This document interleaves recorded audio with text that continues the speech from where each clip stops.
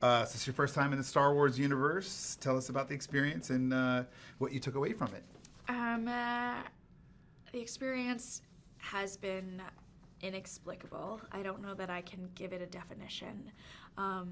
I feel so many emotions all the time, and I'm just trying to be really present.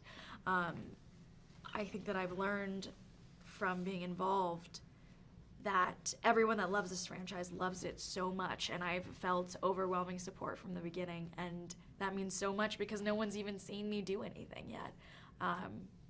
It's really incredible. So tell us about Rose and how she fits into this story. Rose Tico. So she works in maintenance within the Resistance, and she has a sister who's also in the Resistance, and her sister is sort of the one that's in the forefront of the action. She's a gunner that fights alongside Poe. Rose is someone who works in the background, someone who's not necessarily in a position where she is fighting the First Order in, in actuality, but she is someone who helps the Resistance move along by fixing the ships and doing things like that that allow the Resistance to do so. So seeing her get pulled into the forefront of the adventure is really interesting. And what was it like working with John? I love him so much. From the beginning, we clicked immediately during the audition process, and then he, just throughout filming, I felt like I was learning so much just by watching him and just by having him as a partner. I don't think there's anyone else that could have been a better partner for someone when you're going into a big movie like this. Female empowerment in action films is a key thing that this franchise is doing. Yeah. How important was that to you when you accepted the role? Oh, so important. So important. I think that from the beginning, from the first Star Wars films, they were already doing things that were groundbreaking. And I think what keeps people wanting to see more is that they continue to do so. And with this film, you not only get Leia and Rey, but you get Holdo, who is an amazing character, and hopefully people will like Rose too. So, yeah. And since you're a new character to the franchise in this film, what was it like? Because you had nothing to compare to walking on those massive, detailed sets. Yeah. Yeah.